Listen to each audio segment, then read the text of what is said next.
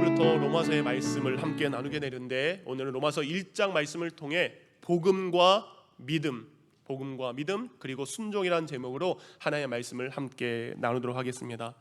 사도 바울은 복음을 전하는 사도로 부름받아 1차 전도여행을 하게 되고요, 2차 전도여행을 하게 되고 3차 전도여행을 하다가 중간에 고린도란 지역에 잠시 머물게 됩니다.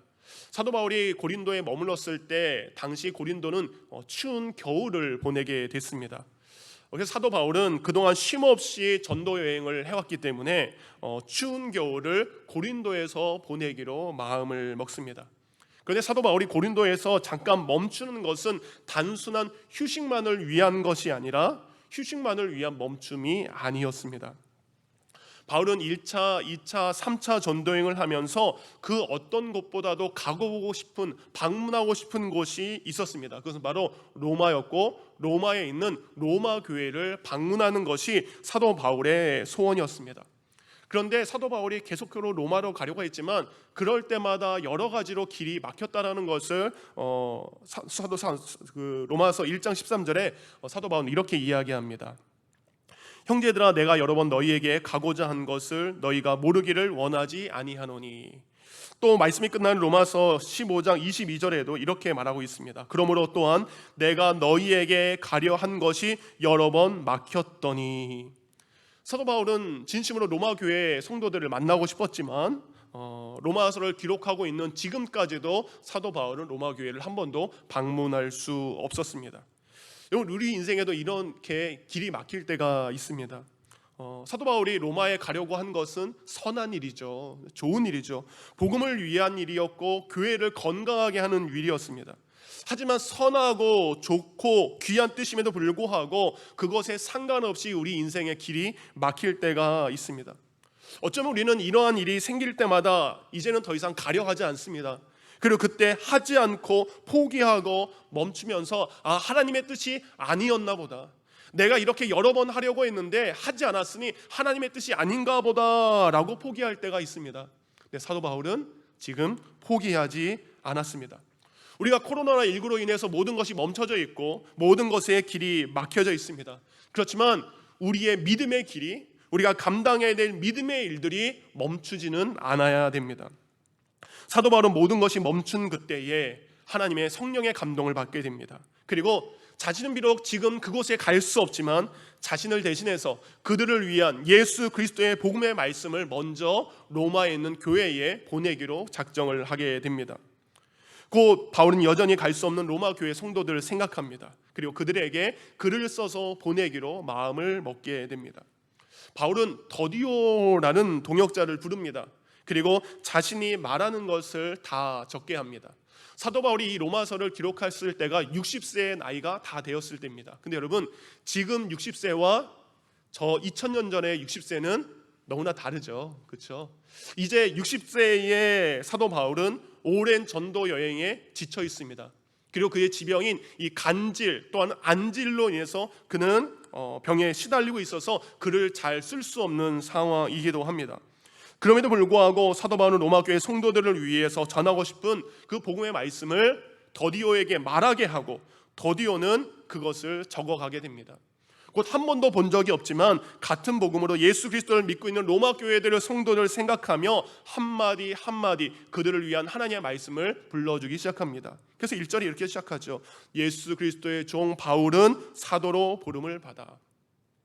노사도 사도 바울이 불러주는 한마디 한마디를 더디오는 놓치지 않고 동일하게 적어가기 시작합니다. 로마서 16장 22절에 더디오가 이렇게 이야기합니다. 이 편지를 기록하는 나 더디오도 주 안에서 너희의 문안하노라. 그래서 쭉 쓴 다음에 이 편지를 읽고 있는 더디오도 로마 교회 성도들에게 문안한 것을 알 수 있습니다. 이렇게 더디오는 바울이 불러주는 로마 교회 성도들을 위한 편지를 적어가고 있습니다. 그 로마 교회 성도들을 위한 편지가 다 기록되자 사도 바울은 이 편지를 특별한 사람에게 부탁합니다. 여자 집사님 베베의 손에 그것을 맡기게 됩니다. 그리고 여자 집사 베베 집사님의 얘기를 통해서 로마 교회 성도들에게 이 편지를 전해줄 것을 부탁을 하게 됩니다. 네, 여러분, 바울의 편지를 받은 이 베베 집사님이 이제 고린도에서 로마 교회 성도들에게 이 편지를 전해주기 위해서는 자그만치 2400km, 마일로는 1500마일을 이동해야 그가 사도 바울의 편지를 전해줄 수 있습니다.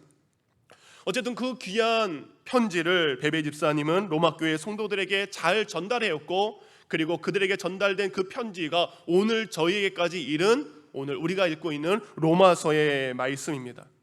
이렇게 기록된 로마서의 말씀은 로마 성도들뿐만 아니라 수많은 믿음의 사람들의 인생을 변화시켰습니다. 그리고 중세 타락한 교회를 개혁하는 횃불로 사용하게 됩니다. 많은 믿음의 사람들이 이 로마서를 통해 변화가 되었습니다. 여러분, 어거스틴 잘 알죠?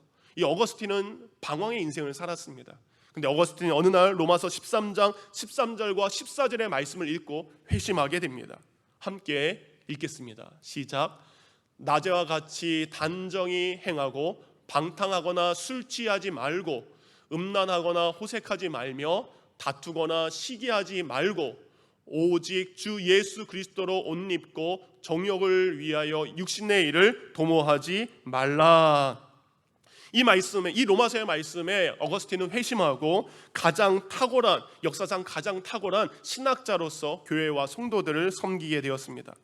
마틴 루터 잘 아시죠? 종교개혁을 한 마틴 루터. 그는 로마서 1장 17절 말씀, 오직 의인은 믿음으로 말미암아 살리라, 이 말씀에 영감을 받아서 중세 타락했던 교회의 종교개혁을 로마서 1장 17절 말씀을 통해 하게 됩니다. 또 다른 종교개혁자 존 칼빈은 이런 이야기를 합니다. 로마서는 성경 속에 깊숙이 숨어있는 가장 심오한 보물을 찾아가는 입구다. 성경 속에 있는 심오한 보물을 찾아가기 위해서는 우리가 로마서라는 입구를 통해서만 그것을 발견할 수 있다라고 이야기합니다. 여러분, 세상에서요, 성경 다음으로 가장 많이 팔린 책이 이 철로 역정을 쓴 존 버년이 베포드 감옥에서 어느 날 로마서를 묵상하게 됩니다. 그리고 그 로마서를 묵상하다가 성령의 감동으로 집필한 것이 바로 철로 역정, 필그림이라는 책이 되는 것이죠. 여러분, 20세기 가장 위대한 설교 강해자였던 이 마틴 로이드 존스 목사님이 계십니다.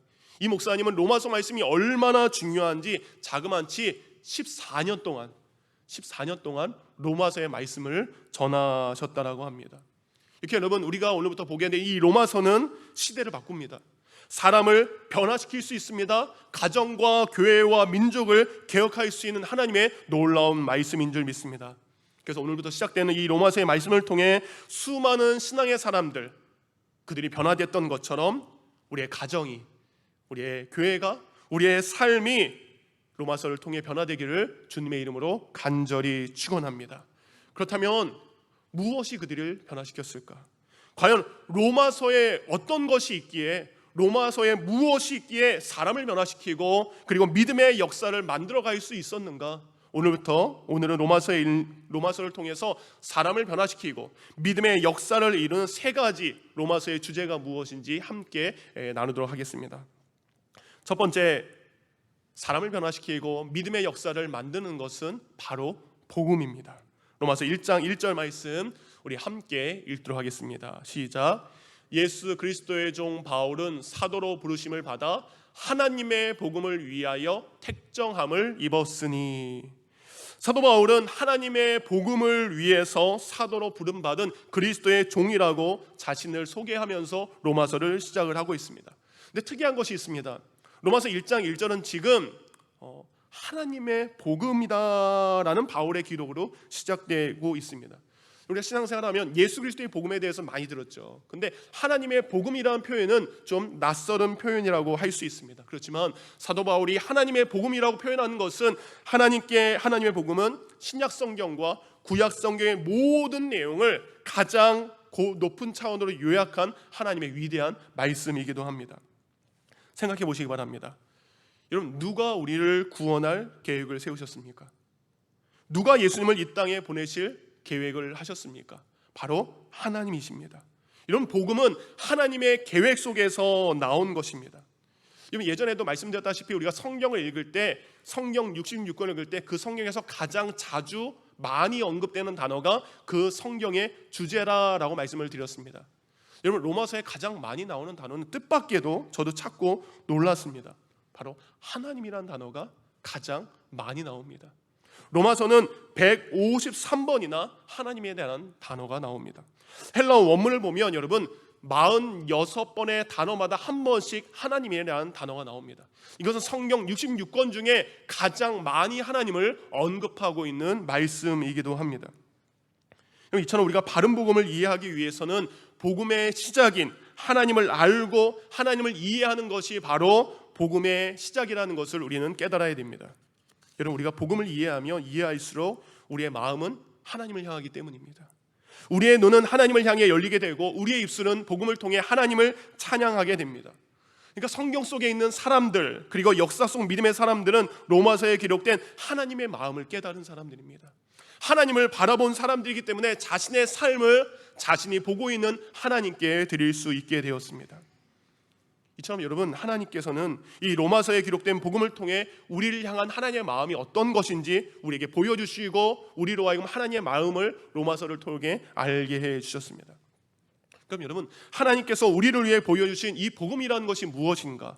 이 복음이라는 것은 헬라어로 여러분 유앙겔리온이라고 이야기합니다.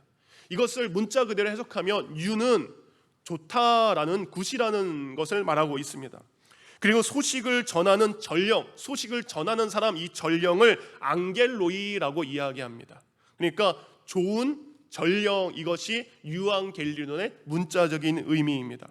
그러니까 여러분, 유앙겔리온이라는 것은 단순히 굿뉴스, 좋은 소식만을 말하는 것이 아닙니다. 그 좋은 소식을 전하는 전령, 그 소식을 전하는 사람 또한 유앙겔리라는 것이 원문의 올바른 뜻입니다. 여러분, 1세기 그리고 1세기 전에 전쟁에서 황제가 승리했습니다.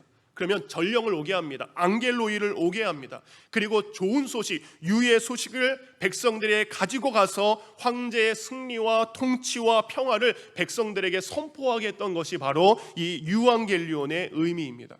그렇다면 하나님의 좋은 소식인 복음을 가지고 이 땅에 오신 하나님의 전령, 하나님의 앙겔로이가 있다라는 겁니다. 그럼 하나님의 전령으로 이 땅 가운데 오신 분이 누구입니까? 2절 말씀입니다. 이 복음은 하나님이 선지자들을 통하여 그의 아들에 관하여 성경에 미리 약속하신 것이라. 여러분, 하나님께서는 이 복음을 가지고 오신 분에 대해서 바울 자신뿐만 아니라 구약 선지자를 통해서 미리 하나님께서 말씀하셨다라고 이야기합니다. 구약의 선지자들을 통해서 지금 사도 바울을 전하는 이 좋은 소식을 가지고 이 땅에 오신 앙겔로이는 누구십니까? 바로 성경은 그의 아들이라고 이야기합니다. 그래서 여러분, 팀 켈러가 참 좋은 책들 많이 썼습니다. 근데 팀 켈러의 로마서의 강해라는 책을 보면 이런 내용이 있습니다. 복음은 무엇이 아니라 누구로 이해해야 된다. 그걸 우리가 복음이 무엇이야 라고 말하는 것이 아니라 복음이 누구인가 말하는 것이 바로 이 앙겔로스, 유앙겔리온의 참뜻을 이해하는 것입니다. 그러면 하나님의 복음을 가지고 이 땅에 오신 그의 아들은 누구입니까? 사도 바울은 3절과 4절에 하나님의 복음으로 이 땅에 오신 하나님의 아들이 누구인지 이어서 말씀하고 있습니다. 3절과 4절 함께 있습니다. 시작. 그의 아들에 관하여 말하면 육신으로는 다윗의 혈통에서 나셨고 성결의 영으로는 죽은 자들 가운데서 부활하사 능력으로 하나님의 아들로 선포되셨으니 곧 우리 주 예수 그리스도시니라. 아멘. 복음으로서 앙겔로스로서 앙겔로이로서 이 땅에 오신 그 아들이 누구이신지 사도 바울은 세 가지를 가지고 설명을 하고 있습니다. 첫 번째, 복음으로 이 땅에 오신 그의 아들은 첫 번째 완전하신 인간이십니다. 3절을 보면 그는 우리와 같은 육신을 가지고 이 땅에 오셨다라고 말씀하고 있습니다. 두 번째, 그는 성경의 약속을 성취하시는 분이십니다. 그의 아들이 오시기 전 1000년 전 하나님께서는 다윗의 후손을 통해 온 우주의 왕이 태어날 것이라고 약속하셨고 그 약속을 성취하기 위해서 오신 그의 아들이 계십니다. 세 번째, 그분은 신성을 가지신 분입니다. 4절을 보면 그의 아들은 신성을 가지신 하나님으로 성결의 영이 되사 죽은 자 가운데서 부활하신 분이라고 성경은 말씀하고 있습니다. 이것을 종합해보면 이런 의미입니다. 하나님과 같은 신성을 가졌지만 하나님께서 약속하신 다윗의 혈통을 통해 이 땅에 오신 우리와 같은 몸으로 이 땅에 오신 분이 계시다는 겁니다. 그 그분이 누구십니까? 4절은 그분을 이렇게 이야기합니다. 성결의 영으로는 죽은 자 가운데서 부활하사 능력으로 그의 아들로 선포되셨으니 곧 우리 주 예수 그리스도시라. 그의 아들은 예수 그리스도이십니다. 로마서는 하나님의 복음에 대한 말씀인데 곧 그 복음은 예수 그리스도에 관한 말씀입니다. 여러분, 사람을 변화시키는 복음은 바로 예수 그리스도를 뜻하는 것입니다. 우리는 예수님을 통해서만 변화될 수 있고 믿음의 역사 또한 예수님을 통해서만 일어나게 되는 것입니다. 내가 아직 변화되지 않았다면 내 안에 예수님이 없는 것입니다. 내 삶에 믿음의 역사가 일어나고 있지 않다면 오늘 예수 그리스도가 내 안에 계시지 않는다는 것입니다. 사도 바울은 예수님을 믿는 사람을 핍박하기 위해 가다가 다메섹 돌상에서 예수님을 만나게 됩니다. 예수님을 만난 사도 바울은 얼마 지나지 않아 하나님의 성경 말씀, 그 당시는 성경이 구약 성경밖에 없었죠. 구약 성경의 말씀을 들고 아라비아 사막으로 들어가게 됩니다. 모세가 광야에 간 것처럼, 그리고 다윗이 광야의 시간을 보냈던 것처럼 사도 바울 또한 3년 동안 이 광야의 시간, 사막의 시간을 보내게 됩니다. 사도 바울이 3년 동안 뭐 했을까요? 그가 가지고 있는 하나님의 구약 말씀을 묵상하게 됩니다. 그것을 연구하고 그 말씀을 통해 기도하기 시작합니다. 과연 내가 다메섹 도상에서 만난 그분이 구약 성경의 수많은 선지자들이 예언한 약속의 메시아인가? 온 인류를 구원할 메시아가 그분이 맞는가 철저히 연구하고 묵상하는 것이 3년의 시간이었습니다. 처음부터 읽다가 창세기 12장 2절을 읽습니다. 이분이 정말 약속하신 복의 근원이 맞는지, 이사야가 예언한 이사야의 줄기에서 나온 싹이 맞는지, 베들레헴에서 태어난 구세주가 맞는지, 가난한 사람들에게 복음을 전하기 위해서 성령의 기름 부음 받은 종인지, 바울은 구약 성경 한 장 한 장을 묵상하고 그리고 그것을 통해 기도한 후에 마침내 다메섹 도상에서 내가 만난 그 예수 그리스도가 하나님께서 이 땅에 좋은 소식으로 보내실, 복음으로 가지고 오실 예수 그리스도가 맞다라는 것을, 하나님의 아들이 맞다라는 것을 오늘 사도 바울은 선포하고 있습니다. 사는 성도님들, 우리의 삶을 하나님의 뜻대로 변화시킬 수 있는 유일한 분은 오직 예수 그리스도이십니다. 하나님의 복음으로 오신 예수님만이 우리를 변화시킬 수 있습니다. 그래서 고린도 후서 5장 17절은 이렇게 말합니다. 같이 있습니다. 시작. 그런즉 누구든지 그리스도 안에 있으면 새로운 피조물이라. 이전 것은 지나갔으니 보라 새 것이 되었도다. 아멘. 복음으로 이 땅에 오신 예수 그리스도, 그분만이 우리의 삶을 새롭게 할 수 있습니다. 여러분의 가정에, 여러분의 일터에, 우리 교회 가운데, 이 나라와 이 민족 가운데 믿음의 선한 역사를 이루시는 분은 바로 복음으로 오신 예수 그리스도인 줄 믿습니다. 그래서 여러분이 로마서를 읽어갈 때마다 그 안에서 예수 그리스도를 발견하시기를 주님의 이름으로 축원합니다. 두 번째, 사람을 변화시키고 믿음의 역사를 만드는 로마서의 주제는 바로 믿음입니다. 방금 복음으로 오신 예수 그리스도를 통해서만 우리가 새로운 피조물이 될 수 있다라고 말씀을 드렸습니다. 근데 여러분, 예수님께서 이 땅에 오신 것만으로, 그 자체만으로 이 땅에 있는 모든 사람들이 저절로 변화되는 것이 아닙니다. 사람의 참된 변화는, 믿음의 역사는 복음으로 이 땅에 오신 하나님의 아들을 믿을 때 일어나는 것입니다. 이런 세상에 예수 그리스도를 아는 사람이 너무나 많습니다. 그런데 아는 것이 중요한 것이 아니라 믿어야 우리의 삶이 변화가 됩니다. 여러분, 우리가 믿음을 참 많이 이야기합니다. 여러분, 믿음이 무엇일까요? 성경이 말하는 믿음이 무엇일까요? 많은 분들이 존경하는 우리 하용조 목사님께서, 지금은 하나님의 나라로 가셨죠. 하용조 목사님께서 성경에서 말하는 믿음이 무엇인가를 이렇게 설명하셨습니다. 성경에서 말하는 믿음은 구약 성경에 기록된 하나님과 하나님이 하신 그 말씀을 믿는 것이 믿음입니다. 신약에서는 예수 그리스도와 예수 그리스도가 하신 그 말씀, 그가 하신 모든 일을 믿는 것이 믿음입니다. 그러니까 믿음이라는 것은 이 땅에 오신 예수 그리스도, 그가 하신 일, 그리고 그 아들을 보내신 하나님, 그리고 그 하나님이 하신 모든 것을 믿는 것이, 그것을 사실로 믿는 것이, 그것을 진실로 믿는 것이 바로 성경이 말하는 믿음입니다. 로마서 4장을 보면 믿음의 조상 아브라함에 대한 이야기가 나옵니다. 여러분, 하나님께서 아브라함의 믿음을 의롭다라고 칭찬을 하셨습니다. 그런데 하나님께서 아브라함을 칭찬하신, 의롭다라고 칭찬하신 것은 아브라함이 어떤 행동을 잘해서 의롭다 칭찬을 받은 것이 아닙니다. 아브라함이 하나님의 말씀을 전적으로 믿었기 때문에 그렇게 칭찬을 받았습니다. 로마서 4장 3절입니다. 로마서 4장 3절, 제가 읽어드리겠습니다. 성경이 무엇을 말하느냐? 아브라함이 하나님을 믿음에 그것이 그에게 의로 여겨진 바 되었느니라. 아브라함은 무엇을 믿었습니까? 아브라함은 전적으로 하나님의 말씀을 믿었습니다. 그렇다면 아브라함은 무엇을 믿은 것입니까? 오늘 하나님께서 아브라함에게 나타나셨습니다. 그리고 아브라함에게 너로 하여금 많은 민족의 조상이 되겠다라고 말씀하셨어요. 근데 그 당시 이 아브라함의 나이가 100세가 되었습니다. 아기를 낳아야 될 사라 또한 아기를 낳을 수 없는 죽은 몸이다라고 성경은 이야기합니다. 두 사람 다 그 모습 그대로는 후손을 바랄 수 없습니다. 그런데 자신의 몸의 변화를 누구보다 가장 잘 알고 있고 아내의 연약함을 누구보다도 가장 잘 알고 있는 아브라함이지만 아브라함은 그 믿음이 연약해지지 않았습니다. 하나님이 말씀하셨기 때문에 말씀하신 그대로 이루어질 것을 그는 의심하지 않고 믿었습니다. 하나님의 말씀이기 때문에 아브라함은 전적으로 믿습니다. 로마서 4장 18절부터 20절입니다. 아브라함이 바랄 수 없는 중에 바라고 믿었으니, 바랄 수 없죠. 자기의 몸을 아니까, 아내의 몸을 아니까. 이는 내 후손이 이와 같으리라 하신 말씀대로 많은 민족의 조상이 되게 하려 하심이라. 그가 100세나 되어 자기 몸이 죽은 것 같고 사라의 태도 죽은 것 같음을 알고도 믿음이 약해지지 아니하고 믿음이 없어 하나님의 약속을 의심하지 않고 믿음으로 견고하여져서 하나님께 영광을 돌리며. 아멘. 아멘의 말씀 아닙니까 여러분?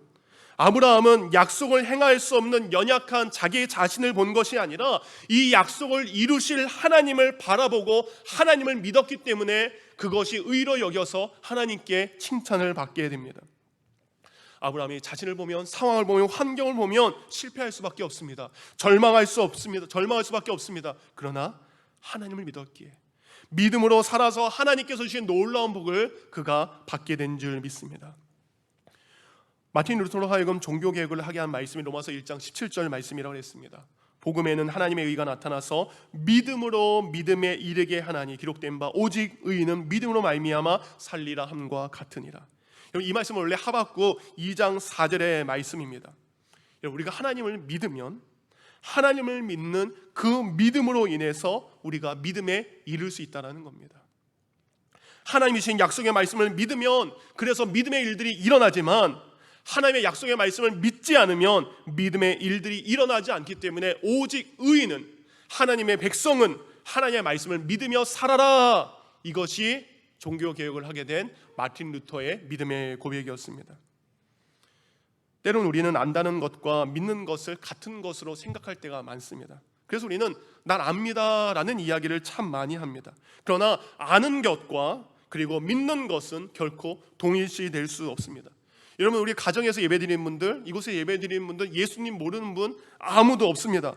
그러나 여러분, 예수님을 아는 것과 믿는 것은 무엇이 다릅니까? 아는 것은 아는 지식에 그치는 것입니다. 그렇지만 믿는 것은 믿는 자의 모습으로 살아갈 수 있게 되는 것입니다. 그래서 로마서는 12장부터 믿는 자의 모습이 무엇인지, 믿으면 이런 모습이 나타난다, 믿는 자는 이렇게 살아야 된다라는 말씀을 12장부터 16장까지 기록을 하고 있습니다. 곧 바울은 우리에게 믿음이 있으면 그 믿음이 우리의 행동을 이끌어간다라고 말씀을 하고 있습니다. 여러분, 지금 우리의 믿음은 아는 것에 끌려가는 믿음입니까? 아니면 우리가 믿는 그 믿음에 우린 이끌림 받아서 순종하며 살아가고 있습니까? 로마서를 아는 것에 그치는 사람은 변화되지 않습니다. 그러나 예수 그리스도와 하나님을 믿는 사람은, 그리고 그 말씀을 믿는 사람은 변화가 되게 되고 그 사람 가운데 믿음의 놀라운 역사가 일어나게 될 줄 믿습니다. 세 번째, 나를 변화시키고 나의 삶 가운데 믿음의 역사를 만드는 것은 바로 순종입니다. 처음은 뭐라 그랬죠? 복음. 두 번째는 뭐라 그랬죠? 믿음.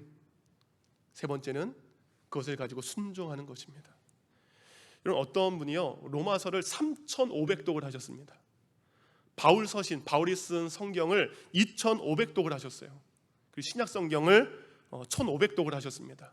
그리고 구약 성경을 500독을 하신 목사님이 계세요. 한국에 있는 조이교회 목사님이신데 조상현 목사님이라는 분입니다. 이 조상현 목사님께서 로마서를 3,500번이나 읽은 다음에 로마서의 주제는 이것입니다.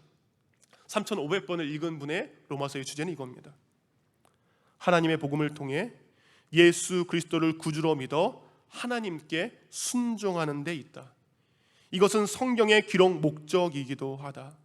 하나님께서 우리에게 로마서를 주신 이유는, 성경 66권을 주신 이유는 우리로 하여금 예수 그리스도를 우리의 구주로 믿은 사람으로서 하나님의 말씀에 순종하게 하기 위해서, 하나님께 순종하는 삶을 살게 하기 위해서 하나님께서 우리에게 로마서와 성경 말씀을 주신 것입니다. 로마서 1장 5절은 그래서 이렇게 시작합니다.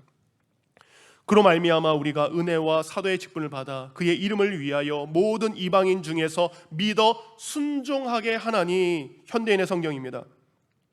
우리가 그분을 통해 은혜와 사도의 직분을 받은 것은 모든 나라 사람들이 믿고 순종하도록 하기 위해서입니다. 바울이 복음을 전하는 사도가 된 것도, 하나님께서 모든 사람에게 이 은혜의 복음을 주신 이유는 하나님의 은혜의 복음을 믿어 하나님께 순종하는 삶을 살게 하기 위해서 이 약속의 말씀을 주신 것입니다. 그래서 여러분, 로마서의 1장도 이 순종으로 시작됐다면 로마서의 끝인 로마서 16장 25절부터 27절까지의 말씀도 동일한 내용을 고백하고 있습니다. 25절입니다. 나의 복음과 예수 그리스도를 전파함은, 왜 전파합니까? 영세 전부터 감추었다가, 옛날 전부터 감추었다가 이제는 나타난 바 되었으니. 무엇이 나타났습니까? 영원하신 하나님의 명령 말씀을 따라 선지자의 글 성경으로 말미암아 모든 민족이 믿어 순종하게 하시려고 알게 하신 바 그 신비의 계시를 따라 된 것이니라. 사도 바울은 이야기합니다. 내가 복음을 전하는 이유, 여러분이 하나님의 말씀에 순종하는 삶을 살게 하기 위해서입니다. 구약성의 수많은 선지자들이 하나님의 말씀을 기록한 그 이유도 이 땅에 오신 예수 그리스도를 통해 하나님의 말씀에 순종하는 삶을 살게 하기 위해서라고 기록을 하고 있습니다. 여러분, 마틴 루터는 1483년 11월 10일 독일의 한 광부의 아들에게 태어났습니다. 그는 1501년 에르푸르트 대학에 입학하게 됩니다. 마틴 루터는 대학교 도서관에서 그제서야 성경을 처음 보게 됩니다. 당시 성경책을 처음 본 마틴 루터는 18살의 마틴 루터는 이렇게 고백합니다. 이 성경책을 처음 보게 되어 매우 기뻤다. 그리고 언젠가는 나도 성경책을 하나 갖게 될 만큼 복받은 사람이 되고 싶다. 여러분, 복받으신 분입니다. 성경책 다 있으시죠? 여러분, 마틴 루터는 후에 사제가 되어서 마침내 성경을 가지게 됩니다. 근데 마틴 루터는 마침내 가지게 된 이 성경을 지식으로 읽는 것에 그친 것이 아니라 오직 의인은 믿음으로 말미암아 살리라 라는 말씀에 순종해서 그 말씀 따라 종교개혁을 하게 됩니다. 로마서를 3,500독한 이 조상현 목사님께서도 처음에는 성경의 진리를 발견하기 위해서 성경을 읽었지만 이제는 하나님의 말씀에 순종하기 위해서 나는 성경책을 읽습니다. 이 말씀의 결론입니다. 이제 우리 모두도 로마서의 말씀을 통해 순종을 배우기를 원합니다. 여러분, 어떤 분은 3,500독 했는데 우리 기본적으로 몇 독은 해야겠죠. 그래서 여러분, 로마서의 말씀에 순종하기 위해서 이제부터 로마서의 말씀을 매기 읽을 수 있는 거룩한 도전을 저와 여러분이 함께 했으면 좋겠습니다. 로마서는 16장, 16장으로 되어 있습니다. 제가 찾아보니까 여러분, 로마서를 1장부터 16장까지 읽는데 시간이 얼마나 걸릴까요? 40분이면 됩니다. 40분이면 처음부터 끝까지 읽을 수 있습니다. 운전하다가도 읽을 수 있고요, 설거지하다가도 읽을 수 있고요, 여러분이 잠자기 전에 틀어놓아서 읽을 수도 있습니다. 여러분, 우리가 지금부터 이 성경 로마서 말씀을 8월 말까지 제가 로마서 설교할 거거든요. 그때까지 하게 되면 44번의 성경책 로마서를 읽게 됩니다. 우리가 그렇게 하나님의 말씀에 순종하기 위해서 로마서 말씀을 매일 묵상한다면 여러분에게 믿음의 역사가 일어날 줄 믿습니다. 여러분의 삶의 변화가 일어날 줄 믿습니다. 이 거룩한 도전에 도전할 수 있는 저와 여러분이 되기를 주님의 이름으로 축원합니다.